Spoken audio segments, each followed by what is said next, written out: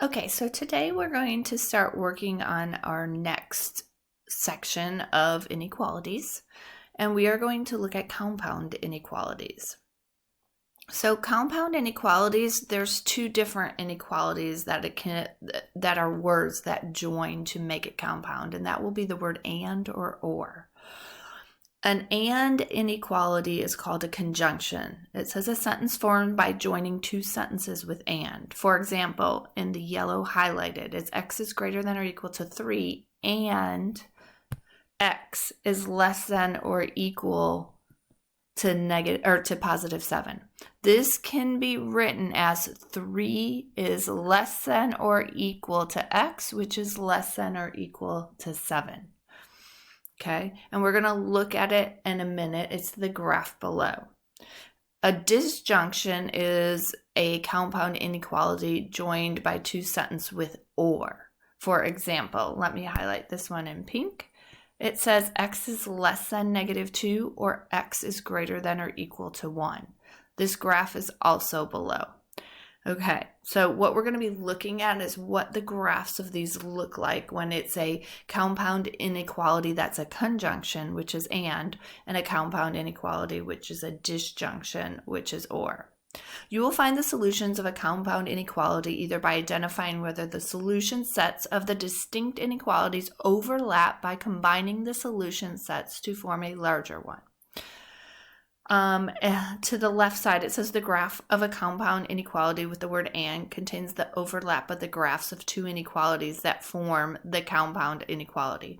So if you look, x is greater than or equal to 3. They have a solid circle on 3 and they graphed everything to the right. The other one is x is less than or equal to 7. That included 7. It was everything that was graphed to the left.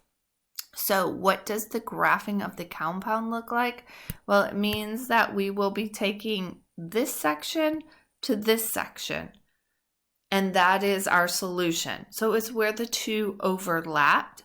There's a solid circle on 3 and a solid circle on 7, and it's everything in between here. That's our solution.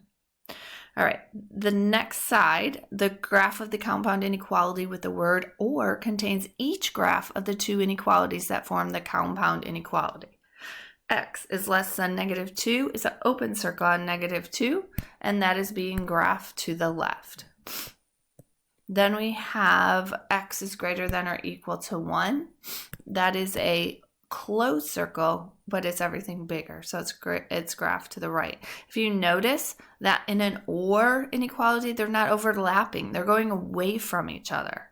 So what does it look like when it's graphed together on one number line? It looks like one number line with the two different inequalities going. Okay, so let's see what we have here. I think we're going to do some practicing right to begin with. It says writing a compound inequality. What compound inequality represents the phrase? Graph the solutions. All real numbers that are greater than negative 2 and less than 6. So greater than negative 2, that's a little too fat. Greater than negative 2 would be x is greater than negative 2 and x is less than 6. That forms a compound inequality. What does it mean? It means that negative 2 is less than x, which is less than 6. Okay, let's see if I can get a number line going here. There we go. So I have a number line, and on here, I might start negative 2, 0, 2, 4, 6. These are open circles on both because neither of them are greater than or less than or equal to. They don't have the equal to with them. So it's an open circle, and when it's less than 6, it's going this direction. And when it's greater than 2, it's going that direction. So again, we're graphing everything in between for that. B, all real numbers that are less than 0 or greater than or equal to 5. Okay? Less than 0 means x is less than 0, or greater than or equal to 5. This is an OR inequality, and from above, I remember that an OR inequality, it's going to graph away from each other. So I have 0, 1, 2, 3, 4, 5. I have a closed circle on 5 since it is included in the inequality and it's everything greater than it. I have an open circle on 0 and it's everything less than that. That's what that means. Okay, let's look at a couple of these together, and then I'll have you do some for practice as well. The first one says -2 is less than t. Well, it says graph each compound inequality. -2 is less than t, and t is less than or equal to 1. It's an and statement. This means they're joining together. We can make this say -2 is less than t, which is less than or equal to 1. -2 is less than t really means that t is greater than -2. Okay, how does this look when we graph it? So let's go -4, -2, 0, 2, 4, 6. I'm going to have an open circle on -2. I'm going to have a closed circle on 1, and I don't really have 1 there, but I'm going to eyeball it halfway between. It's going to be a closed circle on 1. And remember, less than's going this direction, while -2 is less than t means t is greater than -2 is going that direction. So open circle on -2, closed circle on 1. All right, let's look at the next one. R is greater than 2, or R is less than or equal to -1. Okay, so this is pretty self-explanatory. It's an OR statement. R is less than or equal to -1, -2, -1, 0, 1, 2, 3, 4. R is greater than 2, open circle, and it's graphing to the right, everything greater. R is less than or equal to -1 is a closed circle, and it's graphing everything smaller. Now, starting with number 3, it says to solve and graph each of the following. In number 3, we have -2 is less than or equal to x minus 1, which is less than 3. Okay, so what I want to do is I want to isolate my x in the middle. And I can kind of tell this is an and statement because we've got the variable in between the two inequalities. So how am I going to get x by itself? I'm going to add 1. When I do that, I have to add it to both sides of the inequality.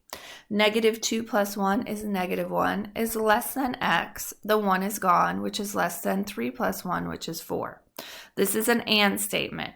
This is and because x is in between the inequalities. So I know that when I go to graph this, I should be graphing where they overlap. Oh, didn't know I could change that color.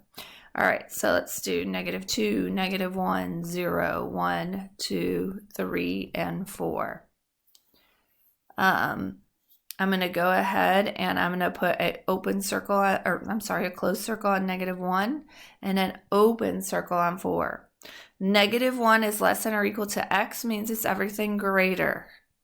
X is less than 4 means it's everything that's less than 4. So you are shading in between. Number 4, 2x plus 1 is less than 5, or 3x is greater than or equal to x plus 8.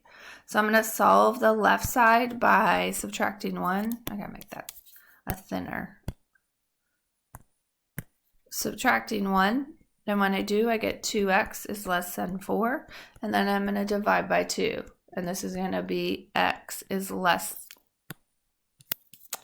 Well, I didn't do that very nicely. So x is less than 2. I don't know why I have it equal. It's not equal there.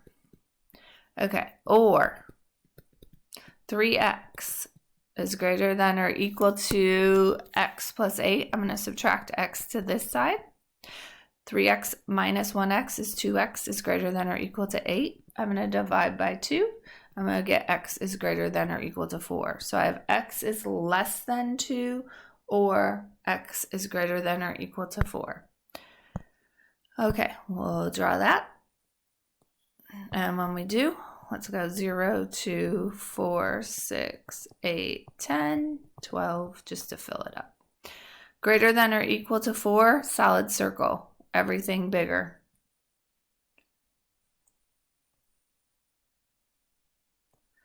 Less than 2, open circle, everything less than.